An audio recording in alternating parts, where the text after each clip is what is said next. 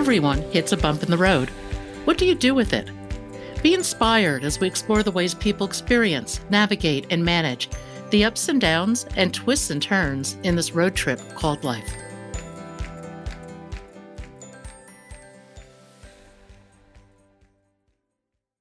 Vanessa Schmitt was a talented teenager. She had the lead in the school play, she sang in the choir, she had an active life and great friends. Then, one day, driving to a friend's house, her car collided with a construction truck. After 10 days in the ICU and 7 days in a coma, she woke up, but a brainstem injury changed the trajectory of her life. How does one navigate a life changing bump in the road that impacts both your body and your mind? How does one pick up the pieces of life and move forward, albeit down a very different path? Today, I'd like to welcome Vanessa Schmitt. Vanessa, tell us your story. Okay, so my back in 1988, I was finishing up my junior year in high school, and I had been um, in the musical and really enjoying things and looking forward to college in my senior year. The school year had ended, and we'd gone back to the high school to help my choir director kind of pack up. Um, it was about 3 in the afternoon, and I was driving my parents' car, and I was with my best friend. We were going back to her house, and we were driving down a kind of a busy road. It was a two-lane road. Not really sure exactly what happened, but I hit a construction truck head on. Um, and with that, I um, got hurt pretty bad. I was I was in the hospital a total of about 6.5 weeks. I was in intensive care for a couple weeks. I was in actually a medically induced coma because I had an injury to my brainstem, and they wanted the swelling to go down. So um, that happened, and when I woke up, I kind of a new chapter in my life started. Now, you were what, One that I about didn't expect. you were about 17 when this happened? Yes, yes, I was. It was my junior and senior year in high school. So you finished high school? Yes, I did. Yes, I did. It was a lot more difficult than what was expected. Uh, your senior year, you kind of want to take some extracurricular classes and be enjoying things. I was still taking some of those classes, but after school, I would go to therapy. I would go to occupational therapy. I would go to physical therapy. I would go to they called it speech therapy, but the greatest deficit of mine was my short-term memory loss. And so a speech therapist was the one who kind of helped with uh, kind of retraining my brain to be able to access my short-term memory banks, which were greatly affected. How do you go about retraining for something like that? Well, when I first started therapy, I couldn't remember things that were told to me 5 minutes later. I couldn't remember people that came in to see me in the hospital uh, 5 minutes after they left. So it was a lot of rehearsing. It was a lot of writing things down, trying to kind of come up with like images, um, writing down routines, and rehearsing them several times a day. Uh, it was very frustrating. It was very frustrating that I couldn't remember 3 words. Did you keep a calendar? Did that help to jar your memory at all about who you'd seen that day or what had happened? Well, when I was in the hospital in my room, they have kind of like a little calendar that shows, what you do in the morning, the afternoon, and the evening, like if you have therapies. And what we actually did was we had a larger calendar, and we wrote down everything. We wrote down, if I had a visitor, who came in, what time they came in, sometimes even what we talked about. Um, my therapies, if I had different things going on, like in the weekend, if I was going to have a home visit or something. And then at the end of the day, I would rehearse it. I had an evening nurse that came in, and we would go through the day. and we talk about, at 9 o'clock you did this, at 11 o'clock you had this therapy, and I had to kind of carry it on with me after leaving the hospital, when I was in college, when I was, starting when I started my career as a teacher. The same thing with like taking home um, the seating charts and remembering student names, remembering, going through and trying to do a visual. It was a terrible. It was a what I thought was a real hard, unfair kind of thing. All of a sudden, I had to do in my life, but now it's kind of become a routine for me. I don't do it to the extent that I did it, you know, a year or two after my accident, but I still, every day I write down what I'm going to do, and then I kind of like go through it. I rehearse what I'm going to do. And that just helps me because sometimes with my job I might get a phone call that has me talking for half an hour, and then I have to look and say, oh shoot, I have to go and I have to go into this meeting now, and that kind of helps me now. Do you have short-term memory now to some degree? Yes, I do. Yes, I have, I mean, I can remember like what I did in the morning time. I can remember, um you know different ideas that I read, or that I was watching. The thing that kind of still sticks with me, that I have problems with, and I have made it out to be in a humorous way. Sometimes I might tell the same story Oh, I to don't think people. you're alone in that. or but I'm really like it, and it might be something that I say like that same day. I'll tell somebody, oh yeah, oh, I forgot to tell you this is this. I'm like, oh no, you told me that earlier today. Oh, okay. And that's where I have to kind of go back and write down, like, so if I'm reminding somebody of a meeting, or if I'm reminding somebody of a message, I have to write down, told, told the secretary to, pay this bill. um I do have to do that. So but my short-term memory is better, but again, I have some practices that are ones that I use just as my daily routine. So I don't know if it's you know um if it's just become a part of me, really. Were you originally going to become a teacher? I originally fought it off. I had, my grandfather was a principal, my mom was a principal, my dad was a CEO of United Cerebral Palsy. My aunt was an assistant superintendent, and I fought it. I fought it because everybody said I was destined to be a teacher. I fought it. I fought it. I fought it. And I originally went into physical therapy, but the demands of the coursework my freshman year of college, and remember, that was not more than 2 years after my accident. Um, I ended up on academic probation because I couldn't handle the academics. So I kind of rethought about doing something that I really enjoyed, and I enjoyed communication. I enjoyed theater, and so I went the route of becoming an English teacher, and working in theater, and that. So it came full circle. Well, now you're talk a little bit about your current job because I I think it's so impressive. You once said to me, I am a different person. And I think the things that you've achieved and the path you've taken is really inspirational. Um, so after a couple years of being an English teacher, I decided to go back and get my master's degree in special education.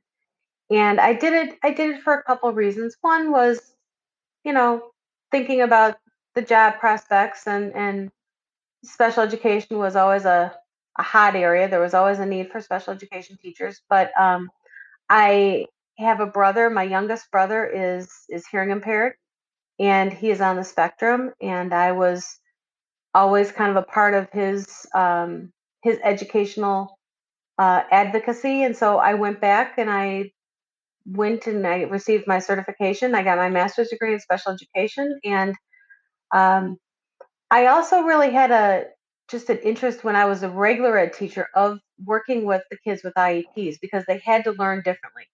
And it kind of touched me because I had to learn differently, uh, the last few years of high school. So my assignments had to look different. The way that I demonstrated mastery had to be different than your typical pencil and paper test. So I had kids that I would say, oh, do a news broadcast for me.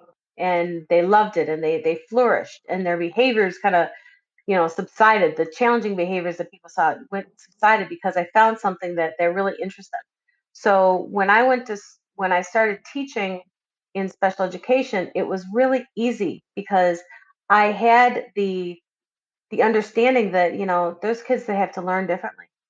And it may be a lot of work on my end, but I have to find ways for each kid in my class to learn and to show me that they've mastered the material. So I was a teacher. Um, I was a teacher for about 13 years total before I moved into administration, and then I ran a special education department for a few years, and now I'm a director of specialized services for the high school district that I've worked at for 20 years. And we have a large number of students that have some diverse learning needs, but the again, I instill with those teachers, you've got to find what works for each kid. You have to because some of these kids are coming to us and they've got so much baggage, and for 6 hours we are their oasis, and we certainly don't need to throw a wrench in their oasis by putting demands on them that they can't meet. What are some of the things you look for in terms of trying to understand how somebody learns? Sometimes it's talking with the kid. So sometimes it's talking with, and saying, hey, what do you like? What, are you, I found a student who liked to write stories. She kind of fought it because she said, she goes, I can't spell and I am terrible with punctuation, but I love to write stories. And she had a great imagination. I said, who cares about the spelling? Who cares about the grammar, the capitalization? I said, you can do spell check. Put your ideas down. And I encouraged her, and then she started coming to me. This is when I was an administrator. She would sit in my office during lunch hour, and she'd just write. And I wouldn't, she came in, she was polite, she said hi, she sat down, and she would just write. And then she started taking that, and I said, okay, now you got to use that for your other classes. Ask your teacher, say, can I give you a written report on this instead of having to do a project or having to do a lab? And it really ran with her. Other kids, we had to, other kids that had problems, let's say with writing, the teachers would just say, okay, come up here and tell me what you learned. Tell me, give me, let's have a conversation about it. And the kids showed that they knew what they were learning. They knew what the teacher was talking about. They could make the connection with the concepts. They just had the struggle of going from their brain to their hand to writing it down on a piece of paper. It was just a motor disability. So fine, talk about it. And you get a sense of excitement when the kids all of a sudden feel proud, and they want to come up to you and they say, hey, I'm ready to tell you what I learned today. No, I think that's great. I think we all learn a little bit differently, and I think we'd all benefit from having people both teach us how we learn and to have that compassion to bring out our best elements and our best traits. Well, when we were in school, we didn't have the teachers who taught us how to how to learn or how to discover what works for us. Teachers, we took notes, we completed worksheets, we did tests, we would do projects. And now in schools, there's a lot of education on, the different ways of learning. But we still need to go a little bit further. And, so a teacher might say, oh, there's different ways of learning. Okay, I'm going to design a assignment that incorporates a report. A kid has to stand up and give a report. Well, that may not work for some kids. they may have just anxiety, they may have something like that. Maybe doing a podcast. Maybe doing a podcast where they're not seen, but they can certainly have a conversation. Put together a podcast, turn that in, or design a web page. And a lot of it is not teacher directed; it should be student directed. The student should figure out what works for me or what's something that I like to do, and then how can I demonstrate my learning through that mode, through that interest of mine. I find this so intriguing, because the world has changed so much with the web. We have such easy access to video, to audio, to design in terms of web pages and things. I mean, there are so many different outlets and creative outlets in terms of expressing yourself that didn't exist 30 or 40 years ago. No, no, there's not. And this is a great way for diverse learners to really embrace what's a strength of theirs. I used to have a student who loved to draw, and I would have them, draw different things for me. So in my world history class, they would be drawing, whatever unit I was studying, with the kids. We did kind of like a world religion unit, and um, he did Hinduism. He was drawing all the symbols and the meanings of those. And some people, and I have posters in my room, and all these different, ways that the kids were learning, and teachers would come in and they'd say, okay, but this isn't an art class. I said, no, it's not an art class. But if I call the student up there and I ask him to explain what all these symbols mean, he will tell you, and he'll tell you the significance of it, and he'll tell you the background. He won't just say, oh, this is a star, or oh, this is a symbol, this is a, you know this candle represents it. Yeah, I mean, he will tell you the candle represents this, and he'll give you the background of how it came to be. I said, that's learning. And then, so I had some more people ask these questions, and so like with the world religion, we had a little showcase in the room, and people came in, and they were looking at the stuff, and I had a lot of artwork because I had a lot of kids that were visual, and they're like, okay, but that's a swastika. And a girl was like, oh, but it's not a swastika that you know of. The Hindu, the Hindu swastika is actually a beautiful representation of peace. And she went on this big diatribe, and it was so like, and it was nothing that I had taught her. It wasn't anything that I found in a book or that was in my textbook. This was stuff that she researched, that she said, wow, this is interesting. This means something to me. And she said, this shows that what you might see on the outside doesn't really mean everything that it's supposed to mean. And I was like, whoa. I was so like, just I was almost in tears, because that's the way that we're showing that kids are learning. And if we had you know if we had those opportunities for every class, math, science, arts, English, you'd find a lot more kids that would have a real love of learning. No, I find this really intriguing. And to me, it sounds like it shouldn't be limited to special needs children. I think everybody would benefit from more flexible, creative, right brained kind of learning. And then learning to integrate it, even if you're a left brain person, having that exposure to that right brain learning and inquiry, I think is really important. Exactly. And it's funny because when I was younger, I always took those tests. Are you left brained or you right brain? And I was always a left brain person, very dominant left brain, very, very, very.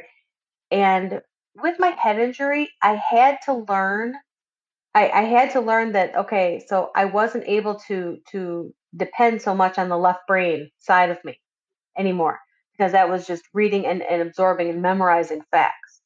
I now had to find a way to use that right brain, that abstract thinking, and create some visuals, create some meanings that would be able to assist me in my sudden left brain weakness. But it brings out a right brain strength, which is really interesting because a right brain is so much more mysterious and suggestive and creative. I know through my travels, going through 3 rounds of chemo definitely impacted my brain, and Mhm. now I've been, meditating for over 10 years, and I think the combination of the 2 have really profoundly rewired my brain, and I've gone, like you, from being very left-brained to operating much more on my right brain side, and I'm finding it really fascinating. I really enjoy it. Oh yeah, me too. Me too. I mean,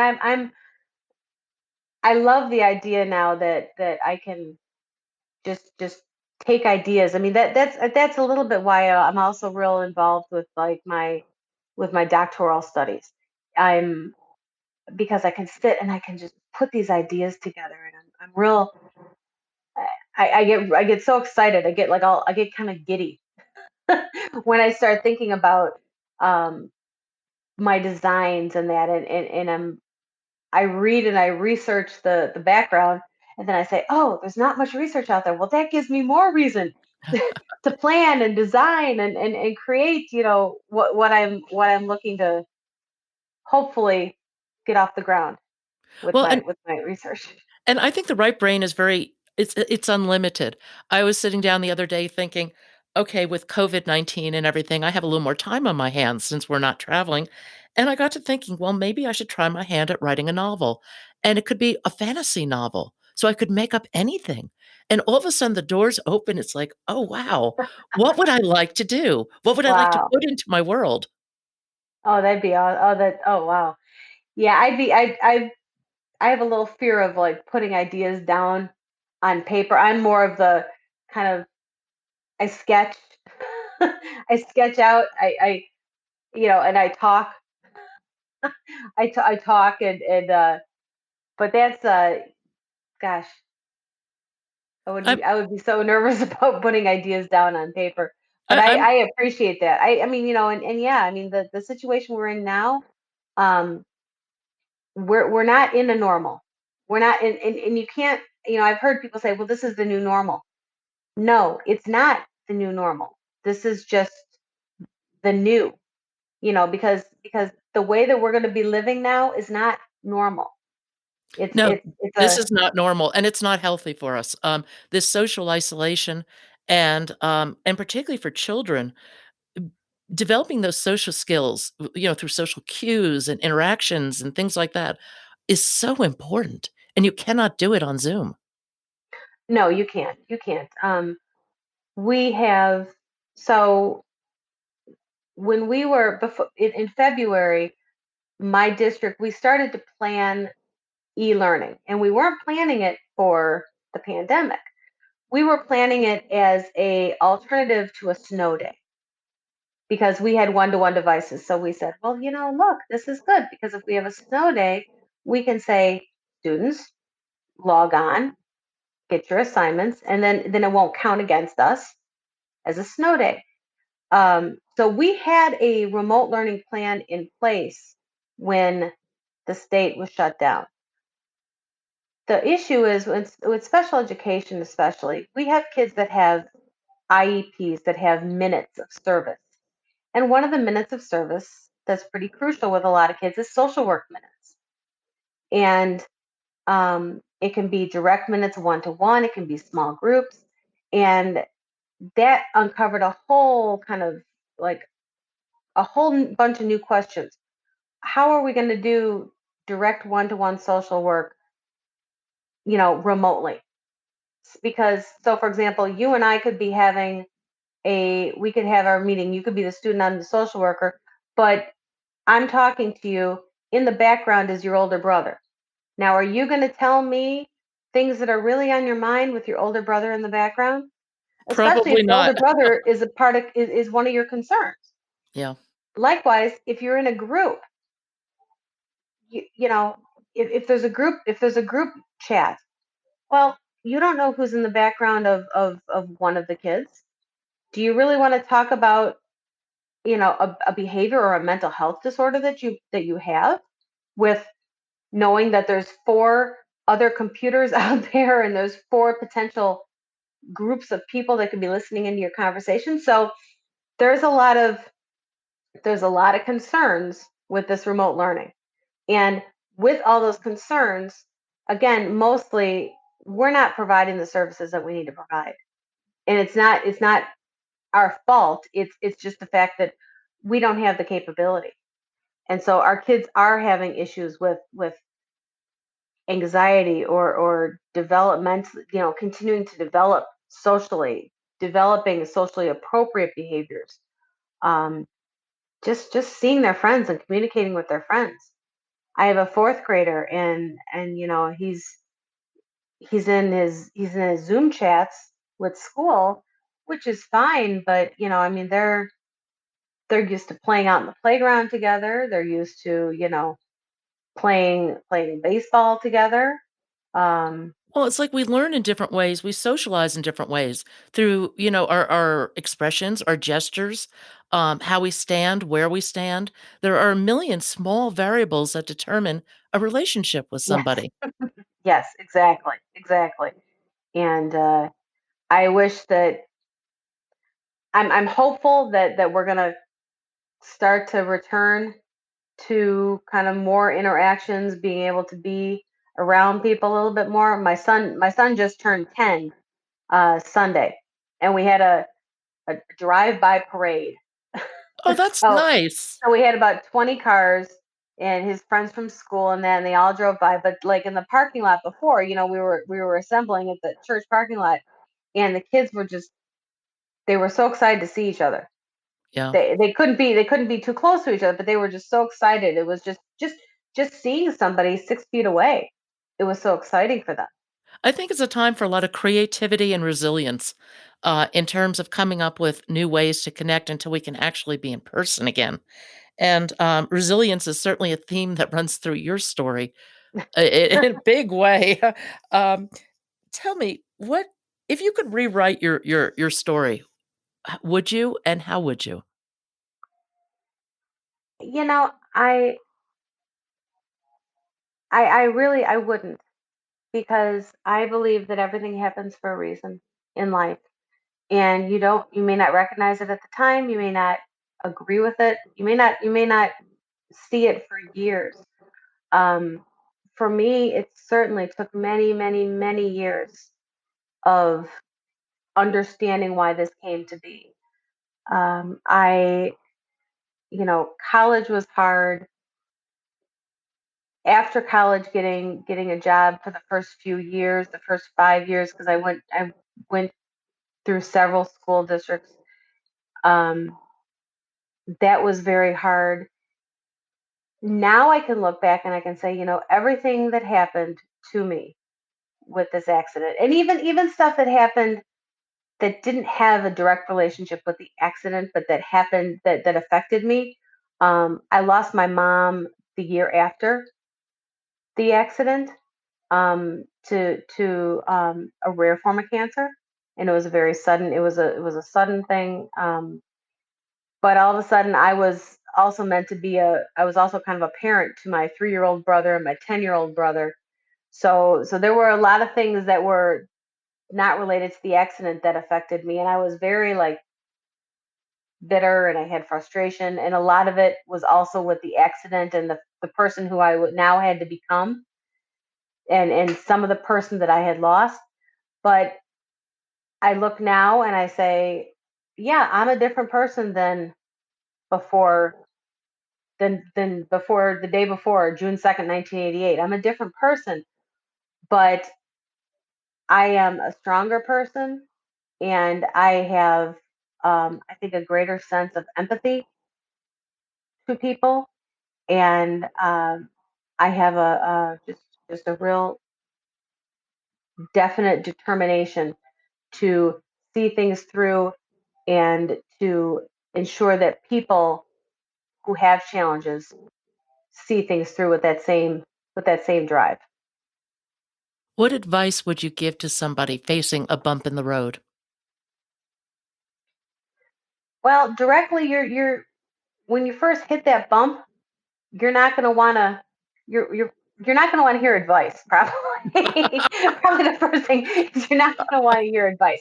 um, I actually had a student who came to me and who had a head injury and had almost the exact same injuries that I did, and he did not want to hear me and my kind of, I don't want to call it guru, but but it's going to be okay. And you're going to have this, you're going to have this. He didn't want to hear that. And I didn't want to hear it either. But I think the advice I would probably give is that you have to just understand that you have a big support network around you. You're going to have struggles. There's going to be a lot of times where you're going to say, this isn't fair. Why did this happen to me? But you are going to really learn to appreciate the person that you become and the things that you were able to accomplish with this bump in the road that you get. What advice would you give to someone facing a bump in the road? Well, first, they're probably not going to want to accept too much advice at that time that they're experiencing the bump in the road. I had a student who had actually experienced a similar head injury, and I wanted to kind of swoop in with all this information, and he didn't want to hear it. When I was wanting to tell him all this, but I think looking back now, you know, you have to understand that first of all, you're going to have a support network around you, and you may not want to follow everything your support network says or asks you to do or the advice that they give you. Uh, just be ready to receive it. Just be ready. Just have your ears open and be ready to receive it.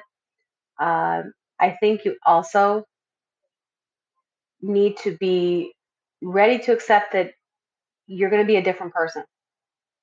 You're going to, you know, kind of like this pandemic. Things are going to be different. We're not going to go back to the way things were at the beginning of March 2020. Life now is going to move forward and it's going to have a little bit of a different look. We're going to have a different look in our bump in the road. We're going to have a different, kind of using something that's brought out all the time. We're going to have a different lens. We're going to see things through a different lens. We're going to see how we are. We're going to see how we interact with people. We're going to see how we do our daily jobs. And you have to be ready to take it and run with it. I think that's it was hard to do, but I appreciate everything that I've become. Um, and again, thinking back, I wouldn't uh, bypass the bump in the road if I had the option.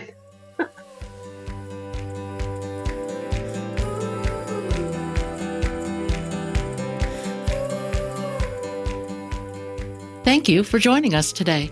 I hope you found something in today's podcast that inspires you along your own life path, because sometimes a bump in the road is actually a portal into a more conscious and meaningful life. Bump in the Road is a production of Cancer Road Trip. Subscribe to the podcast, follow us on social media at Cancer Road Trip, and you can learn more at www.cancerroadtrip.com. Until next time, be safe and be well.